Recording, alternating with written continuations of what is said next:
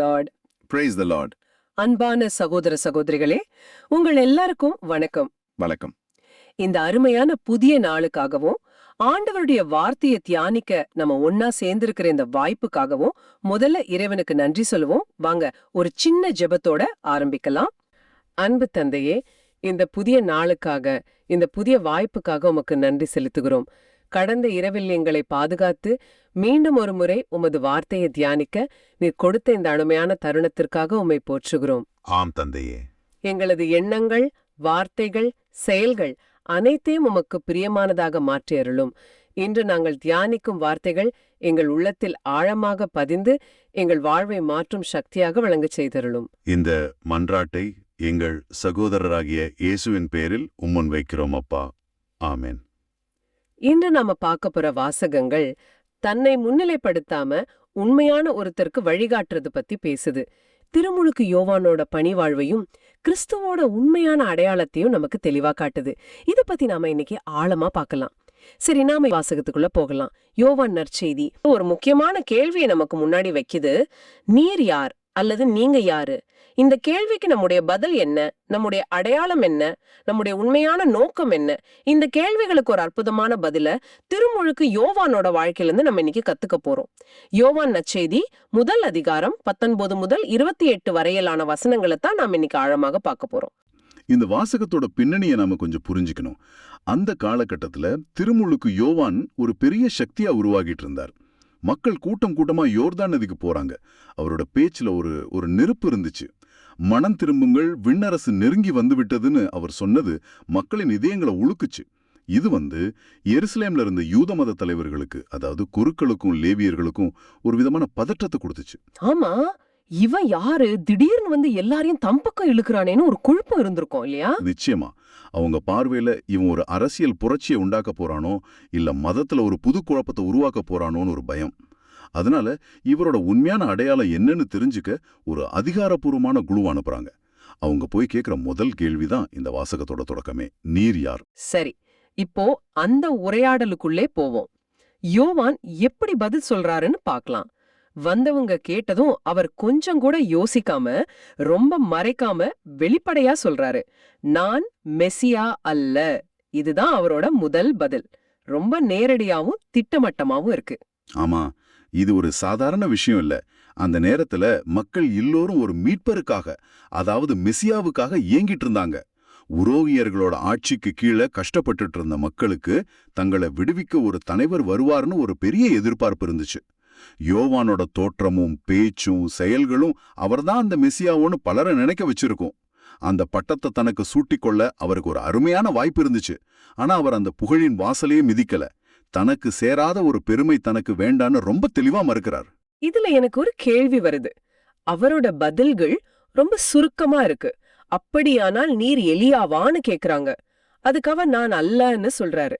நீர் தான் வரவேண்டிய அந்த இறைவாக்கினரான்னு கேட்டா ரொம்ப சிம்பிளா இல்லைன்னு முடிக்கிறாரு. அவர் கொஞ்சம் ஒரு மாதிரி கடுகடுன்னு பதில் சொல்ற மாதிரி தெரியலையா? நல்ல கேள்வி.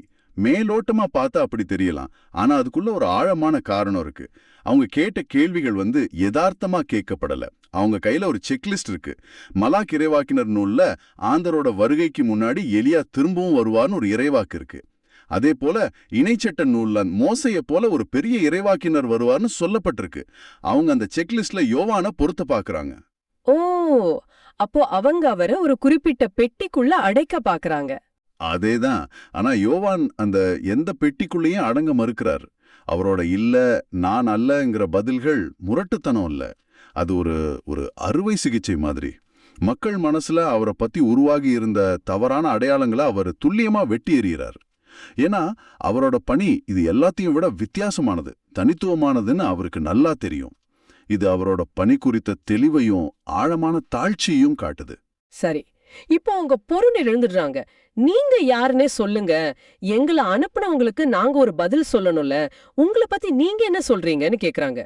இப்போதான் யோவான் அவர் யார் இல்லைன்னு சொன்னதுக்கு பிறகு அவர் உண்மையில் யாருன்னு சொல்றாரு. ஆமா, இங்கேயும் அவர் தனக்குன்னு ஒரு பட்டத்தை சூட்டிக்கல. அதுதான் ரொம்ப ஆச்சரியம். அவர் என்ன சொல்றாருன்னா, ஆண்டவருக்காக வழியை செம்மையாக்குங்கள் என பாலைவனத்தில் ஒரு குரல் கேட்கிறது.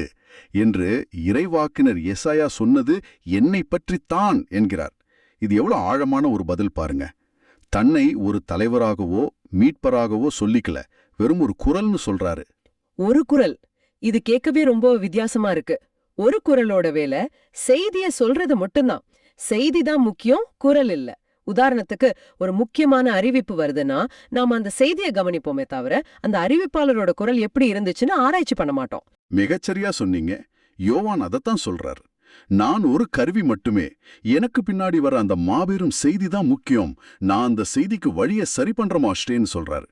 இன்னைக்கு இருக்கிற பர்சனல் பிராண்டிங், இன்ஃப்ளூயன்சர் உலகத்துல இது எவ்வளவு பெரிய பாடம். எல்லோரும் தங்களை முன்னிலைப்படுத்த நினைக்கிற இந்த காலத்துல யோவான் தன்னை ஒரு வழிகாட்டி பலகையா மட்டுமே பாக்குறாரு, சேர வேண்டிய இடமா பார்க்கல. ஆமா, நான் குறைய வேண்டும், அவரோ வளர வேண்டும்னு அவர் இன்னொரு இடத்துல சொன்னதோட அர்த்தம் இப்போ நல்லா புரியுது.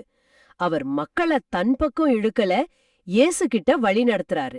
இதுதான் உண்மையான சீடத்துவத்தோட அடையாளம். சரி, இப்போ அந்த உரையாடலோட கடைசி பகுதிக்கு வரோம். பரிசேயர்கள் கிட்ட இருந்து வந்தவங்க ஒரு தர்க்க ரீதியான கேள்வியை கேட்கறாங்க. நீர் மெசியாவும் இல்ல, எலியாவும் இல்ல, அந்த இறைவாக்கினரும் இல்லைன்னா அப்புறம் எதுக்கு திருமுழுக்கு கொடுக்கறீங்க? அந்த அதிகாரம் உங்களுக்கு எங்கிருந்து வந்தது? ஆமா, அவங்க பார்வையில இது நியாயமான கேள்விதான். திருமுழுக்கு கொடுக்கறதுக்கு ஒரு பெரிய அதிகாரம் தேவை. நீங்க அந்த 3 பேர்ல யாரும் இல்லைன்னா பின்ன எதுக்கு இந்த வேலையை செய்றீங்கன்னு கேக்குறாங்க. இதுக்கு யோவான் சொல்ற பதில் அவரோட தாழ்ச்சியோட உச்சம்னே சொல்லலாம். அவர் தன்னோட அதிகாரத்தை நியாயப்படுத்தவே இல்ல. மாறாக அவர் சொல்றாரு, நான் தண்ணீரால் திருமுழுக்கு கொடுக்கிறேன், ஆனா நீங்க அறியாத ஒருவர் உங்களிடையே நிற்கிறார், அவர் எனக்கு பின் வருபவர், அவருடைய மிதியடி வாரை அவிழ்க்க கூட எனக்கு தகுதி இல்லைன்னு. இந்த பதிலுக்குள்ள 2 பெரிய உண்மைகள் இருக்கு. முதல்ல அவரோட திருமுழுக்கு ஒரு தயாரிப்பு மட்டும்தான்னு தெளிவுபடுத்துறாரு. என்னுடையது வெறும் தண்ணீரால் கொடுக்கப்படுவது, இது மனமாற்றத்துக்கான ஒரு அடையாளம். ஆனா எனக்கு பின்னாடி வர்றவர் தூய ஆவியாலும் நெருப்பாலும் திருமுழுக்கு கொடுப்பார். நான் தொடக்கத்தை தான் செய்றேன், முழுமையை அவர் தருவார்னு மறைமுகமா சொல்றாரு. 2வது, இதான் ரொம்ப முக்கியம், அவருடைய மிதியடி வாரை அவிழ்க்க கூட எனக்கு தகுதி இல்லைன்னு சொல்றாரு. இதோட ஆழத்தை நாம புரிஞ்சுக்கணும். அந்த காலத்துல ஒருத்தரோட மிதியடியை அவிழ்க்கிறது ஒரு அடிமையோட வேலை. அதுலயும் யூதர் அல்லாத ரொம்ப தாழ்ந்த நிலையில இருக்கிற ஒரு அடிமையோட வேலை. ஏன்னா அது அழுக்கையும் தூசியும் தொடுகிற வேலை. ஒரு மதிக்கப்பட்ட இறைவாக்கினரான யோவான் தன்னை அந்த அடிமையை விட தகுதியற்றவன்னு சொல்றாரு. இது எவ்வளவு பெரிய தாழ்ச்சி! கிறிஸ்து எவ்வளவு பெரியவர்! நான் அவருக்கு முன்னாடி ஒண்ணுமே இல்லைன்னு தன் தாழ்ச்சியின் மூலமா பிரகடனம் பண்றாரு. அதுல வர்ற அந்த வரி, நீங்கள் அறியாத ஒருவர் உங்களிடையே நிற்கிறார் என்ற வரிய மனசு ரொம்ப தொடுது. அது அன்னைக்கு அவங்களுக்கு மட்டும் சொல்லப்பட்டது இல்ல, இன்னைக்கும் நமக்கும் அது பொருந்தும். இயேசு நம்ம கூடவே தான் இருக்காரு. நம்ம குடும்பத்துல, நம்ம வேலை செய்யற இடத்துல, நம்ம சந்தோஷத்துல, நம்ம கஷ்டத்துல. ஆனா பல நேரம் அவரை நம்ம அடையாளம் கண்டுக்காம அவரை அறியாமலேயே வாழ்ந்துட்டு இருக்கிறோம். அருமையான சிந்தனை. நம்முடைய கவலைகளும் அவசர வேலைகளும் இயேசு நம்ம பக்கத்துல நிக்கிறதையே பார்க்க முடியாதபடி நம்ம கண்ணை மறைச்சிடுது. அவரை அடையாளம் கண்டுகொள்ள யோவானை போன்ற ஒரு குரல் நமக்கும் தேவைப்படுது. நம்முடைய மனசாட்சியின் குரல், திருவிவிலியத்தின் குரல், திருச்சபையின் குரல். அப்போ இந்த முழு வாசகமும் நமக்கு கற்றுத்தர பாடம் என்ன? நம்முடைய அடையாளம் எதுல இருக்கு? நம்முடைய படிப்பு, பதவி, பட்டம், புகழ்லையா? இல்ல. திருமுழுக்கு யோவானோட வாழ்க்கை சொல்லுது, நம்முடைய உண்மையான அடையாளம் கிறிஸ்தவுக்கு சாட்சியா வாழ்றதுல தான் இருக்கு. நாம ஒரு மருத்துவரா இருக்கலாம், ஆசிரியரா இருக்கலாம், பெற்றோரா இருக்கலாம், மாணவனா இருக்கலாம். ஆனா நம்முடைய முதல் அடையாளம் நான் கிறிஸ்துவின் சீடர் என்பதுதான். ஆமா, நம்முடைய வாழ்க்கையே கிறிஸ்துவை சுட்டிக்காட்டுகிற ஒரு விரலாக மாறணும். புகழையும் பெருமையும் நாம தேடினா நம்மையே இழந்துடுவோம். ஆனா எல்லா புகழையும் பெருமையும் கிறிஸ்துவுக்கு கொடுக்கும்போது நாம திருமுழுக்கு யோவான போல உண்மையான சாட்சிகளா மாறுவோம். நம்முடைய வாழ்க்கையின் மையம் நாமாக இல்லாமல் கிறிஸ்துவாக இருக்கணும். இதுதான் இந்த வாசகம் நமக்கு தரும் சவால். சரி, இப்ப நாம அடுத்த வாசகத்தை பார்க்கலாம். திருத்தூதர் யோவான் எழுதிய முதல் திருமுகம். இதுவும் அடையாளத்தை பத்தி தான் பேசுது, ஆனா வேற ஒரு கோணத்துல. ஆமா, நற்செய்தியில திருமுழுக்கு யோவான் இயேசு யார் அன மக்களுக்கு அறிமுகம் செஞ்சாரு. இந்த திருமுகத்துல திருத்தூதர் யோவான் இயேசு மெஸ்ஸியா அல்லன்னு சொல்றவங்கள பத்தி பேசுறாரு. இயேசு மெஸ்ஸியா அல்ல என்று மறுப்போரை தவிர வேற யார் பொய்யர் அப்படின்னு கேக்குறார். தொடர்ந்து தந்தையையும் மகனையும் மறுப்போர்தான் எதிர்கிறிஸ்துன்னு சொல்றார். ஏன் இவ்வளவு கடுமையா எதிர்கிறிஸ்துங்கிற வார்த்தைய யோவான் பயன்படுத்துறார்? இத புரிஞ்சுக்க யோவான் எந்த சூழல்ல இது எழுதினார்னு நம்ம பார்க்கணும். அது முதல் நூற்றாண்டோட கடைசி பகுதி. சரி. திருச்சபை அப்போதான் வளர்ந்து வருது. அப்போ திருச்சபைக்குள்ளேயே சில குழுக்கள் உருவாகி குழப்பமான போதனைகளை பரப்ப ஆரம்பிச்சாங்க. என்ன மாதிரியான போதனைகள்? அவங்க இயேசுவை பத்தி வித்தியாசமான கருத்துக்களை சொன்னாங்க. சிலர் இயேசு உண்மையிலே மனுஷனா வரல, அவர் மனுஷன் மாதிரி தெரிஞ்ச ஒரு ஆவி அவ்வளவுதான் அப்படின்னு சொன்னாங்க. ஓ. இன்னும் சிலர் இயேசு ஒரு சாதாரண மனுஷன்தான், அவர் திருமுழுக்கு வாங்கினப்போ கடவுளோட சக்தி அவர் மேல இறங்கிச்சு, அவர் சிலுவையில இறக்குறதுக்கு முன்னாடி அந்த சக்தி அவரை விட்டு போயிடுச்சு அப்படின்னு சொன்னாங்க. அப்போ சுருக்கமா சொன்னா இயேசுவோட இறைத்தன்மையும் மனிதத்தன்மையையும் அவங்க கேள்விக்குள்ளாக்குனாங்க. கரெக்ட். விசுவாசத்தோட அஸ்திவாரத்தையும் ஆட்டி பாக்குற வேலையை செஞ்சிருக்காங்க. அதனாலதான் யோவான் இவ்ளோ கோபமா எழுதுறார். ஆமா, அவங்கள பொறுத்தவரை இயேசுவை மறுதலிக்கிறதுங்கிறது ஏதோ ஒரு சின்ன கொள்கை வேறுபாடு இல்ல, அது தந்தையாகிய கடவுளையே மறுதலிக்கிறதுக்கு சமம். அதனாலதான் 23ஆம் வசனத்துல ரொம்ப தெளிவா சொல்றார், மகனை மறுதலிப்போர் தந்தையை ஏற்றுக்கொள்வதில்லை, மகனை ஏற்று அறிக்கையிடுவோர் தந்தையையும் ஏற்றுக்கொள்கின்றன். தந்தையையும் மகனையும் பிரிக்கவே முடியாது. இதுதான் நம் விசுவாசத்தின் மையம். இந்த மையத்தை உடைக்கிறவங்க தான் எதிர்கிறிஸ்து. சரி, இந்த மாதிரி குழப்பமான போதனைகள் சுத்தி இருக்கும்போது சாதாரண விசுவாசிகள் எப்படி உண்மையா அடையாளம் கண்டு உறுதியா நிக்கிறது? அதுக்கு யோவான் சொல்ற வழிதான் என்ன? அதுக்குதான் அடுத்த பகுதிக்கு வர்றார். 24ஆம் வசனத்துல தொடக்கத்திலிருந்து நீங்கள் கேட்டறிந்தவை உங்களில் நிலைத்திருக்கட்டும் அப்படின்னு சொல்றார். இதுதான் அவர் கொடுக்கிற முதல் பாதுகாப்பு. அந்த சிற்பி பையன் மாதிரி அடிப்படைகளுக்கு திரும்புன்னு சொல்றார். அதேதான். இந்த தொடக்கத்தில் கேட்டறிந்தவை அப்படிங்கிறது எதை குறிக்குது? அது திருத்தூதர்கள் இயேசுவோடு இருந்து அவரிடமிருந்து நேரடியாக கேட்டு பார்த்து தொட்டு உணர்ந்து நமக்கு கொடுத்த நற்செய்தியை குறிக்குது. அதாவது அடிப்படை உண்மைகள். ஆமா, இயேசு யார், அவர் கடவுளின் மகன், அவர் நமக்காக மனிதனானார், சிலுவையில் இறந்தார், உயிர்த்தெழுந்தாருங்கிற அந்த அடிப்படை உண்மைகள் தான் அது. இந்த உண்மைகள் ஒரு கப்பலுக்கு நங்கூரம் மாதிரி. ஓஹோ. போலி போதனைகள்ங்கிற புயல் அடிக்கும்போது இந்த நங்கூரம் தான் நம்மை கவிழாம பாத்துக்கும். அப்போ அந்த நங்கூரத்தை பிடிச்சுக்கிட்டா நமக்கு என்ன கிடைக்கும்? ஒரு அற்புதமான இணைப்பு கிடைக்கும். வசனம் 24ஓட பிற்பகுதியை பாருங்க. அவை உங்களுள் நிலைத்திருந்தால் நீங்கள் மகனுடனும் தந்தையுடனும் இணைந்திருப்பீர்கள். ஆமா, நாம தனியா இல்ல, கடவுளோட உறவுல இருக்கோங்கிற உறுதியை கொடுக்குது. இது சாதாரண விஷயம் இல்ல. இந்த உறவு தான் நமக்கு எல்லாத்தை விட பெரிய பரிசுக்கு வழிவகுக்குது. ஆமாம், அடுத்த வசனத்திலேயே அந்த பரிசை பத்தி சொல்றார். வசனம் 25, அவரே நமக்கு வாக்குறுதி அளித்துள்ளார், அவ்வாக்குறுதி நிலைவாழ்வு பற்றியதாகும். உண்மைதான். இந்த உலக வாழ்க்கையின் நிச்சயமற்ற தன்மைக்கு நடுவுல நிலைவாழ்வுங்கிற அந்த வாக்குறுதி எவ்வளவு பெரிய நம்பிக்கை. நிச்சயமா, போலி போதனைகள் தற்காலிகமா கவர்ச்சியா இருக்கலாம், ஆனா தொடக்கத்துல கேட்டிருந்த உண்மையில நிலைச்சு நிக்கிறது தான் நமக்கு நிலைவாழ்வை உறுதி செய்யும். சரி, முதல் பாதுகாப்பு தொடக்கத்தில் கேட்டிருந்தவை. இதுக்கப்புறம் யோவான் இன்னொரு பாதுகாப்பு பத்தியும் பேசுறார். ஆமா, அது நமக்கு வெளியிருந்து வரதில்ல, நமக்கு உள்ளேயே இருக்குதுன்னு சொல்றார். அதுதான் 27ஆம் வசனம். நீங்கள் அவரிடமிருந்து பெற்றுக்கொண்ட அருள் பொழிவு உங்களில் நிலைத்திருக்கிறது. இந்த அருள் பொழிவு அப்படின்னா என்ன? இந்த அருள் பொழிவு, அதாவது அனாயிண்டிங் அப்படிங்கிறது திருமுழுக்கின் மூலமா நம்ம ஒவ்வொருத்தரும் பெற்றுக்கொள்கிற தூய ஆவியானவரை குறிக்குது. யோவான் இங்கு ஒரு ஆச்சரியமான விஷயத்த சொல்றார். நீங்க உண்மையை தெரிஞ்சுக்க வெளியிலிருந்து வர்றவங்களை மட்டும் சார்ந்திருக்க வேண்டியதில்ல, உங்களுக்கு உள்ளேயே ஒரு தெய்வீக வழிகாட்டி இருக்கிறார், அவர்தான் தூய ஆவியானவர். இது கேட்கும்போது ஒரு சின்ன சந்தேகம் வருது. கேளுங்க. உங்களுக்கு எவரும் கற்பிக்க வேண்டிய தேவையில்லைன்னு வசனம் சொல்லுதே, அப்போ திருச்சபை குருக்கள் போதகர்கள் இவங்களுடைய வழிகாட்டுதல் தேவையில்லையா? ரொம்ப முக்கியமான கேள்வி. எல்லாரும் தனக்குள்ள இருக்கிற ஆவிய கேட்டு நடந்தா போதுமா? இல்ல, யோவானே ஒரு போதகரா இருந்துதான் இதை எழுதுறார். அதனால அவர் மற்ற போதகர்களை நிராகரிக்கல. அவர் சொல்ல வர்றதோட அர்த்தம் என்னன்னா, நீங்க ஒரு போதனையை கேட்கும்போது அது உண்மையா பொய்யான்னு பகுத்தறிகிற சக்திய தூய ஆவியானவர் உங்களுக்குள்ளே கொடுப்பார். ஒரு கேம்பஸ் மாதிரி, திசை காட்டி மாதிரி. ஆமா, அது எப்போதுமே வடக்கு திசையை காட்டும். அது போல தூய ஆவியானவர் எப்போதுமே உண்மை எதுன்னு நமக்கு காட்டுவார். அப்போ வெளியில இருந்து வர்ற போதனைகளை நமக்குள்ள இருக்கிற தூய ஆவியானவரோட வழிகாட்டுதலோட ஒப்பிட்டு பார்க்கணும்னு சொல்றீங்க? மிகச்சரி. தூய ஆவியானவர் நமக்குள்ள இருந்து இதுதான் சரியான பாதை அப்படின்னும், ஜாக்கிரதை இதுல ஆபத்து இருக்கு அப்படின்னும் ஒரு உள் உணர்வை கொடுப்பார். அந்த உள்மனக்குரல். ஆமா, அந்த உள்மனக்குரலுக்கு, அந்த ஆவியின் வழிநடத்துதலுக்கு நாம செவி சாய்க்கணும். அந்த அருள் பொழிவு பொய்யானது இல்ல, உண்மையானதுன்னு யோவான் அழுத்திச் சொல்றதுக்கு காரணமும் அதுதான். தூய ஆவியானவர் சத்தியத்தின் ஆவியானவர்.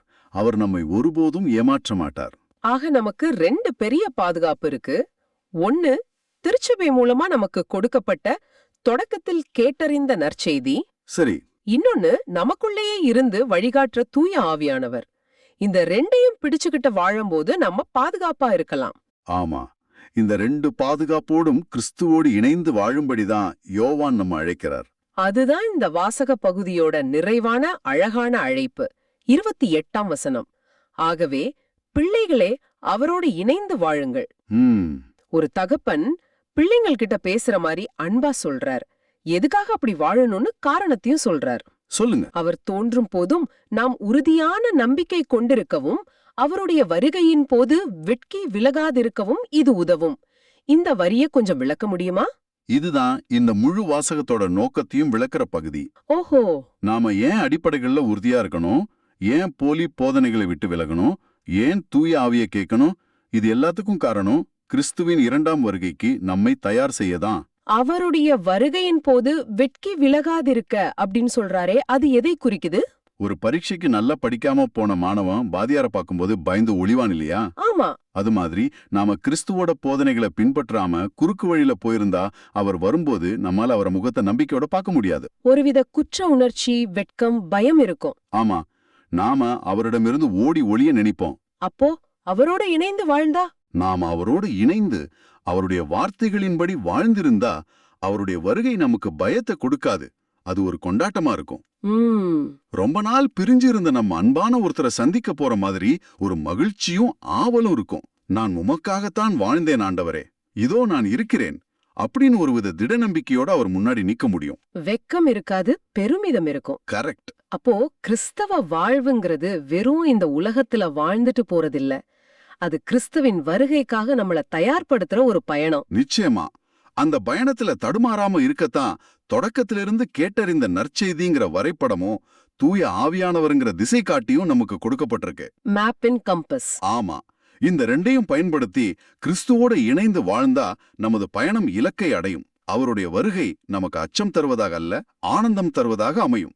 இந்த 2 கருத்துக்களையும் உள் வாங்கிக்கிட்ட பிறகு நாம எப்படி பதில் செய்யணும்? அதுக்கான பதிலாதான் பதிலுரை பாடல் திருப்பாடல் 98 அமையுது. மிகச்சரியா சொன்னீங்க. இந்த திருப்பாடல் ஒரு மாபெரும் கொண்டாட்டக்கூட பாடல். வசனங்கள் 1, 2 மற்றும் 3a, 3b மற்றும் 4. இதத்தான் இன்னைக்கு சிந்திக்க போறோம். முதல் வசனத்தை நான் வாசிக்கிறேன். ஆண்டவருக்கு புதியதொரு பாடல் பாடுங்கள், ஏனெனில் அவர் வியத்தக செயல்கள் புரிந்துள்ளார். அவருடைய வலர்கரமும் புனிதமிகு புயமும் அவருக்கு வெற்றியை அளித்துள்ளன. இந்த வசனத்துல புதிய பாடல் அப்படிங்கிற வார்த்தை ரொம்ப முக்கியமானது. ஆமா. ஏன் புதிய பாடல்? பழைய பாடல்கள் இல்லையா? ஒரு புது அனுபவம், ஒரு புது செயல் நடக்கும்போதுதான் நம்ம கிட்ட இருந்து ஒரு புது பாடல் பிறக்குது இல்லையா?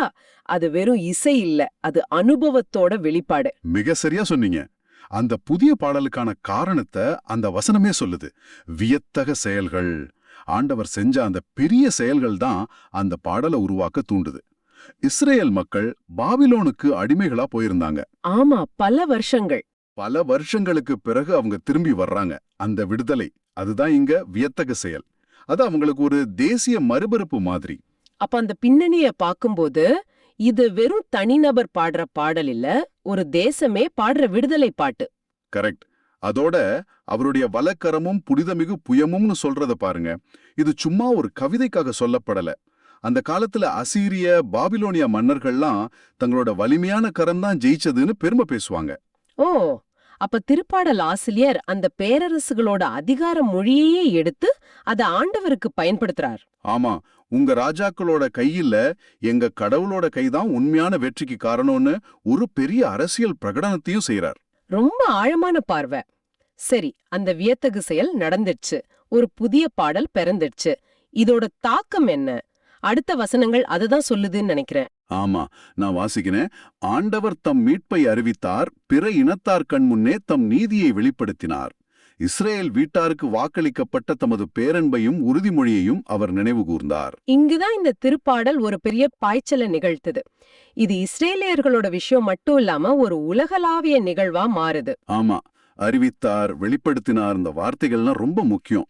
இது ஒரு ரகசியமான நிகழ்வு கிடையாது, இது எல்லாருக்கும் ஆனது. இதுல ஒரு அழகான வரிசை இருக்கு பாருங்களேன். முதல்ல இஸ்ரேல் மக்களுக்கு கொடுத்த உறுதிமொழியை அவர் நினைவு கூறுகிறார். அப்புறம் அந்த ஒரு குறிப்பிட்ட வாக்குறுதியை நிறைவேற்றுறது மூலமா முழு உலகத்துக்குமான விடுதலையை வெளிப்படுத்துறார். கரெக்ட். ஒரு சின்ன வட்டத்துல ஆரம்பிச்சு பிரபஞ்சம் முழுக்க பரவுது. இதுல நீதின்னு நம்ம மொழிபெயர்க்கிற சச்சார்காங்கிற எபிரேய வார்த்தைக்கு மீட்டமைக்கும் நீதின்னு ஒரு அர்த்தம் இருக்கு. அதாவது தவறா இருக்கிற ஒன்றை சரி செஞ்சு பழைய நல்ல நிலைமைக்கு கொண்டு வர்றது. ஆமா, அப்போ ஆண்டவர் தம் நீதியை வெளிப்படுத்தினார்னா, ஆண்டவர் இந்த உலகை எப்படி சரியா இருக்கணுமோ அப்படி மாத்திரார்னு எல்லாருக்கும் காட்டினாருன்னு அர்த்தம். வாவ், இது ஒரு மூடிய அறைக்குள்ள நடந்த நிகழ்வு இல்ல, பிற இனத்தார் கண் முன்னே இது வெளிப்படுத்தப்பட்டது. ஆண்டவரோட இந்த செயல் உலக அரங்குகளுக்கே வெளிப்படுத்தப்பட்டிருக்கு. இதுதான் பல்லவிலையும் சொல்லப்படுது இல்லையா? உலகு எங்கிலும் அனைவரும் நம் கடவுள் அருளிய விடுதலையை கண்டனர். ஆமா, கண்டனர், கேள்விப்பட்டனர்னு சொல்லல. காதால கேட்ட செய்தி இல்ல, கண்ணால பார்த்த உண்மை. புதிய ஏற்பாட்டுல பார்த்தா இயேசுவோட பிறப்பு, வாழ்க்கை, உயிர்ப்பு, அதுதான் முழு உலகமும் பார்க்கிற மாதிரி உயர்த்தப்பட்ட அந்த வியத்தக செயல். பதில் செயல் என்னவா இருக்கணும்? அதைத்தான் கடைசி வசனங்கள் சொல்லுது. நான் வாசிக்கிறேன். உலகு எங்கிலும் அனைவரும் நம் கடவுள் அருளிய விடுதலையை கண்டனர். உலகெங்கும் வாழ்வோரே அனைவரும் ஆண்டவரை ஆர்ப்பரித்து பாடுங்கள், மகிழ்ச்சியுடன் ஆர்ப்பரித்து கீதமிசைத்து அக்களியுங்கள். இந்த அழைப்பு எவ்வளவு பறந்ததுன்னு பாருங்களேன். இஸ்ரேல் மக்களேன்னு சொல்லல, உலகெங்கும் வாழ்வோரேன்னு எல்லாரையும் கூப்பிடுறார். ஆமா, இந்த கொண்டாட்டத்துல பங்கெடுக்க எந்த தகுதியும் தேவையில்லை. நீங்க பூமியில வாழ்ற மனுஷனா இருந்தா போதும், இந்த மகிழ்ச்சியில உங்களுக்கும் இடம் இருக்கு. இதுல இன்னொரு ஆழமான விஷயமும் இருக்கு. அந்த காலத்து வெற்றி பாடல்கள்லாம் தோத்து போன எதிரிகளை கேலி பண்ணி அவமானப்படுத்தி தான் இருக்கும். ஆனா இங்க எதிரிகளை பத்தின பேச்சே இல்ல. அதுக்கு பதிலா முன்னாடி பிற இனத்தார்னு பார்க்கப்பட்டவங்களையும் சேர்த்து எல்லாரையும் வாங்க கொண்டாடுவோன்னு கூப்பிடுது. இது ஒரு பெரிய வித்தியாசம். அப்போ இதோட நோக்கம் எதிரிகளை அழிச்சத கொண்டாடுறது இல்ல. இல்லவே இல்ல. கடவுளோட அந்த மீட்டமைக்கும் நீதியையும் விடுதலையும் கொண்டாடுறது. அந்த விடுதலை எல்லாருக்கும் சொந்தம். அதனால கொண்டாட்டமும் எல்லாரையும் உள்ளடக்கியதா இருக்கணும். அப்போ இந்த திருப்பாடலோட பயணத்தை நாம தொகுத்து பார்க்கலாம். முதல்ல ஒரு வியர்த்தக செயல் நடக்குது. அது ஒரு புதிய பாடலுக்கு வழிவகுக்குது. அப்புறம் அந்த செயல் ஒரு குறிப்பிட்ட மக்களுக்கு மட்டும் இல்ல, அது உலகளாவிய மீட்டமைக்கும் நீதியோட வெளிப்பாடுன்னு புரிய வருது. கடைசியா அந்த உண்மையை உணர்ந்ததுனால உலகெங்கும் வாழ்வோர் எல்லாரும் ஒரு பெரிய பிரபஞ்ச கொண்டாட்டத்துக்கு அழைக்கப்படுறாங்க. ஆமா, இது ஒரு தனிநபர் பாடுற பாட்டில்ல, இது ஒரு உலகளாவிய வழிபாடு. இதுல அடுத்தடுத்த வசனங்கள்ல கடலும் ஆறுகளும் மலைகளும் கைதட்டி ஆர்ப்பரிக்கும்னு சொல்லப்பட்டிருக்கும். படைப்பு முழுவதுமே இந்த கொண்டாட்டத்துல பங்கு பெறுது.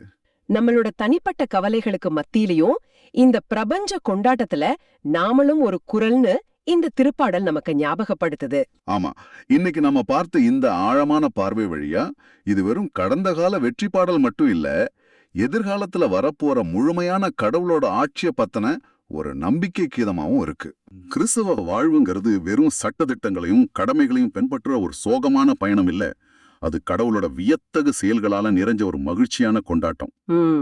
நம்ம வாழ்க்கையில கடவுள் செஞ்சுக்கிட்டு இருக்கிற நன்மைகளை நினைச்சு பார்க்கும்போது நம்ம உள்ளத்துல இருந்தும் இந்த மகிழ்ச்சியோட ஆர்ப்பரிப்பு இயல்பா வரணும். இன்று நாம சிந்திச்ச 3 வாசகங்களும் ஒன்னோட ஒன்னு ரொம்ப அழகா இணையுது. ஆமா, திருமுழுக்கு யோவான் என்கிற குரல் இயேசு என்கிற வார்த்தையை நமக்கு அறிமுகம் செய்யுது. அந்த வார்த்தையோட உண்மையை நாம உறுதியா பற்றி கொள்ளணும்னு திருத்தூதர் யோவான் அறிவுறுத்துறாரு. இந்த உண்மையோட விளைவா நம்ம வாழ்வு ஒரு மகிழ்ச்சியின் பாடலா மாறணும்னு திருப்பாடல் அழைக்குது. நம்மளோட அன்றாட வாழ்க்கையில இதை எப்படி பொருத்தி பார்க்கலாம்? நாம ஒவ்வொருவருமே ஒரு விதத்துல ஒரு குரல் தான். நம்மளோட வார்த்தைகள், நம்மளோட செயல்கள், நம்ம வாழ்க்கை முறை, இதெல்லாம் யாருக்காக பேசுது? அது நம்மள பத்தின புகழ பாடுதா, இல்ல கிறிஸ்துவின் அன்பையும் உண்மையும் மத்தவங்களுக்கு எடுத்துக்காட்டுதா? இன்றைய உலகம், குறிப்பா சமூக ஊடகங்கள் நம்மள முன்னிலைப்படுத்தவும் நம்மள ஒரு பிராண்டா மாத்தவும் தொடர்ந்து தூண்டிக்கிட்டே இருக்கு. ஆமா, இந்த சூழல்ல திருமுழுக்கு யோவான போல நான் சிறியவனாக வேண்டும், அவரே பெரியவராக வேண்டும்னு சொல்றதுக்கு ஒரு பெரிய மனப்பக்குவம் தேவைப்படுது. நம்ம உள்ளத்துல ஒரு பாலைவனத்தை உருவாக்குறத பத்தி நீங்க முன்னாடியே சொன்னீங்க. அது ரொம்ப அவசியமான ஒண்ணு. தேவையற்ற சத்தங்கள், கவன சிதறல்கள், சுயநலம் இதையெல்லாம் அகற்றி நம்ம உள்ளத்துல ஒரு அமைதியை உருவாக்கும் போதுதான் கடவுளோட குரலை நம்மால தெளிவா கேட்க முடியும். அந்த வார்த்தையை கேட்டா மட்டும்தான் நாம மத்தவங்களுக்கு உண்மையான குரலா மாற முடியும். நம்ம வாழ்வு கிறிஸ்துவுக்கு வழிகாட்டும் தெளிவான உண்மையான குரலாக மாற முயற்சிப்போம். இந்த ஆழமான பார்வை உங்களுக்கு பயனுள்ளதாக இருந்ததுன்னு நினைச்சா மற்றவர்களுக்கும் இத பகிர்ந்து நற்செய்தியின் தூதராக இறையாட்சியை எடுத்துரைங்க. நன்றி.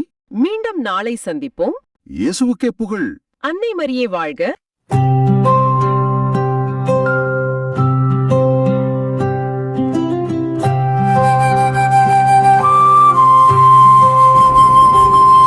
உலகெங்கும் உள்ள அனைவரும் நம் கடவுள் அருளிய விடுதலையை கண்டனர். உலகெங்கும் உள்ள அனைவரும் நம் கடவுள் அருளிய விடுதலையை கண்டனர்.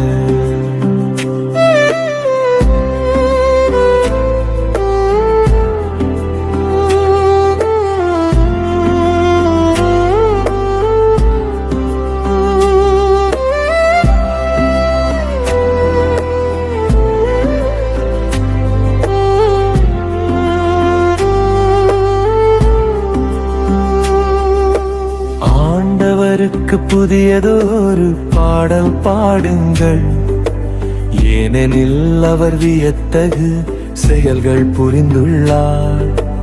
அவருடைய வலக்கரமும் புனிதமிகு புயமும் அவருக்கு வெற்றியை அளித்துள்ளன.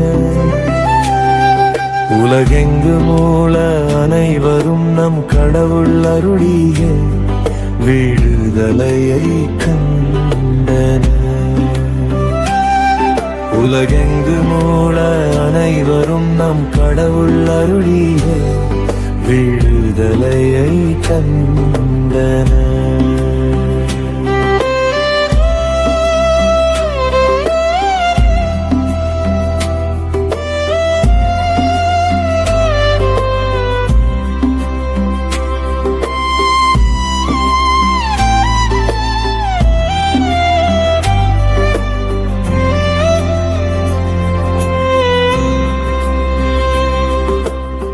ஆண்டவர் தம் மீட்பை அறிவித்தார்,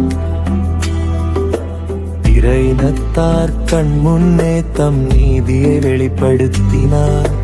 இஸ்ரேல் வீட்டாருக்கு வாக்களிக்கப்பட்ட தமது பேரன்பையும் உறுதிமொழியையும் அவர் நினைவு கூர்ந்தார்.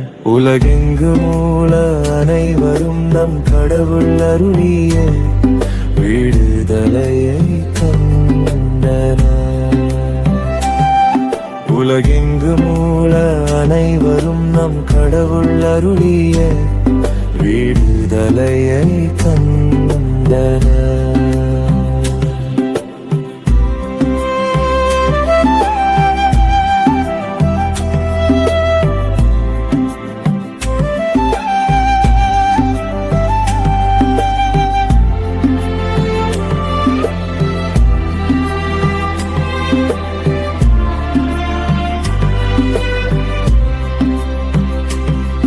உலகெங்கும் உள்ள அனைவரும் நம் கடவுள் அருளிய விடுதலையை கண்டனர். உலகெங்கு வாழ்வோரே அனைவரும் ஆண்டவரை ஆர்ப்பரித்து பாடுங்கள், மகிழ்ச்சியுடன் ஆர்ப்பரித்து புகழ்ந்தேத்துங்கள். உலகெங்கும் உள்ள அனைவரும் நம் கடவுள் அருளிய விடுதலையை கண்டனர். உலகெங்கும் உள்ள அனைவரும் நம் கடவுள் அருளிய விடுதலையை கண்டனர்.